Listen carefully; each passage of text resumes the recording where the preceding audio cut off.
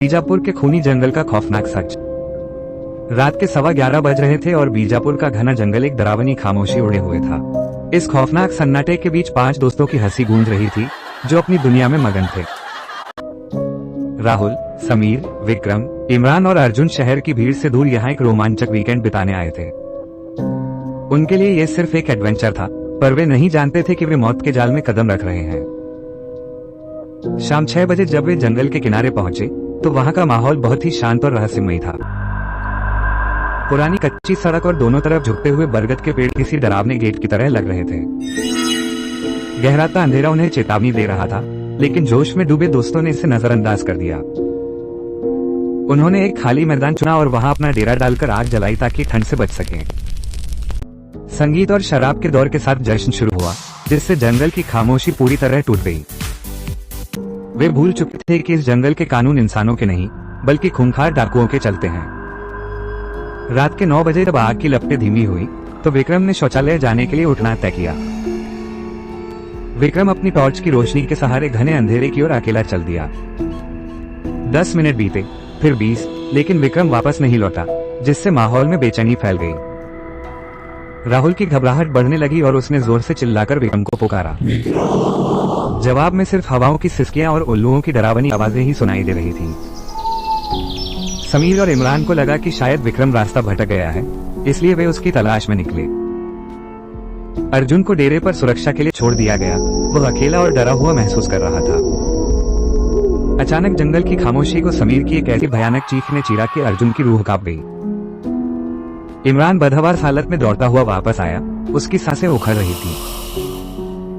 इमरान के कपड़ों पर ताजा खून के छींटे थे जो किसी बड़ी त्रासदी का संकेत दे रहे थे। उसने रोते हुए बताया कि डाकुओं ने विक्रम को पकड़ लिया है और बेरहमी से उसका गला काट दिया है। इससे पहले कि वे कुछ समझ पाते, जंगल के चारों तरफ से दर्जनों टॉर्च की रोशनियां जल उठी। एक भारी और डरावनी आवाज गूंजी, अब तुम में से कोई भी जिंदा वापस नहीं जाएगा। राहुल ने अपनी सुरक्षा के लिए रखी बंदूक निकाली, लेकिन वो चारों तरफ से घिर चुका था। सामने 7 खूंखार डाकू थे, जिनके हाथों में देसी कट्टे और चमकती हुई तलवारें थीं। जब वे विक्रम की लाश के पास पहुंचे तो नजारा खौफनाक था। उसे एक पेड़ से लटका दिया गया था। विक्रम की आंखें अब भी दहशत से खुली थी, जैसे वो मौत के बाद भी डरा हुआ हो। अब बारी समीर की थी, जिसे देखकर बाकी दोस्तों के बीच भगदड़ मच गई। राहुल ने हिम्मत जुटाकर 2 गोलियां चलाईं, जिससे एक डाकू वहीं ढेर हो गया। लेकिन इस हमले ने बाकी डाकुओं को और भी ज्यादा हिंसक और क्रूर बना दिया। समीर अपनी जान बचाकर घनी झाड़ियों के बीच भागा, लेकिन वो रास्ता भटक गया। डाकुओं के शिकारी कुत्तों ने समीर की गंध पहचान ली और उसे चारों तरफ से घेर लिया। एक तेज चीख आई और फिर अचानक पूरे जंगल में एक भयानक सन्नाटा छा गया। जब राहुल और बाकी लोग वहां पहुंचे तो उन्होंने देखा कि समीर का सिर उसके शरीर से अलग हो चुका था। समीर की हालत देखकर इमरान की मानसिक स्थिति पूरी तरह बिगड़ गई और वो चीखने लगा।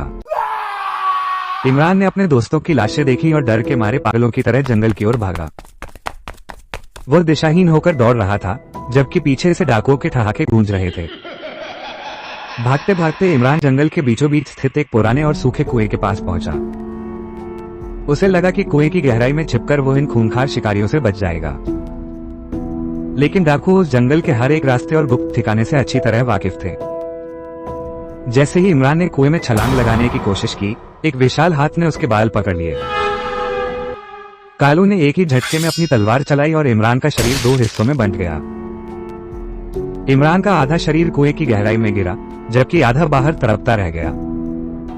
अब इस खूनी खेल में सिर्फ राहुल और अर्जुन ही जीवित बचे थे। दोनों अपनी जिंदगी की सबसे लंबी और डरावनी दौड़ दौड़ रहे थे।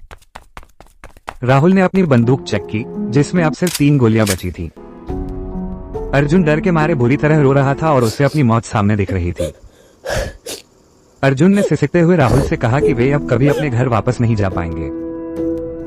राहुल ने अर्जुन का मुंह दबा दिया ताकि उनकी आवाज डाकुओं तक न पहुंचे। उसने अर्जुन को एक बड़ी और ठंडी चट्टान के पीछे छुपने पर मजबूर किया। रात के 1:30 बज चुके थे और जंगल का सन्नाटा अब और भी ज्यादा डरावना हो गया था। तभी अचानक डाकुओं का क्रूर सरदार कालू उनके ठीक सामने प्रकट हुआ। कालू के चेहरे का गहरा निशान और उसकी शैतानी मुस्कान मौत का साफ संकेत थी। उसने अर्जुन की तरफ इशारा किया और कहा कि यह लड़का बहुत नर्म है और इसे पहले मारा जाएगा। जैसे ही कालू आगे बढ़ा, राहुल ने हिम्मत जुटाई और एक गोली चलाई जो कालू के कंधे में लगी। लेकिन कालू दर्द से नहीं बल्कि एक भयानक गुस्से के साथ जोर जोर से हंसने लगा। कालू ने बिजली की फुर्ती से अपनी चमकती तलवार हवा में फेंकी। वो तलवार सीधे अर्जुन के सीने के आर पार हो गई, जिससे वो वहीं जम गया। अर्जुन की आंखों में आखिरी सवाल था, भाई मुझे बचा लो, और फिर उसकी सांसें थम गईं। अब राहुल इस खूनी जंगल में बिल्कुल अकेला रह गया था। उसके पास अब सिर्फ 2 गोलियां और टूटी हुई उम्मीदें बची थी। वो अपनी पूरी ताकत लगाकर जंगल के आखिरी छोर की तरफ पागलों की तरह भागा। वहां उसे एक पुरानी और बंद पड़ी रेल की पटरी दिखाई दी। राहुल को लगा कि पटरी के साथ दौड़कर वो गांव की बस्ती तक पहुंचकर बच सकता है। लेकिन मौत उसका पीछा नहीं छोड़ रही थी। पीछे से 4 टॉर्च की रोशनियां करीब आ रही थी। उसने अपनी आखिरी 2 गोलियां चलाईं, जिससे 2 और डाकू वहीं ढेर हो गए। घायल होने के बावजूद कालू ने राहुल को दबोच लिया और उसे पटरी पर पटक दिया। कालू ने धीरे धीरे चाकू राहुल के गले पर चलाया, जबकि राहुल ने अपनी प्रेमिका को याद किया। अगली सुबह पुलिस को 5 लाशें मिली और जंगल फिर शांत हो गया, जहां अब सिर्फ रूहानी चीखें गूंजती हैं।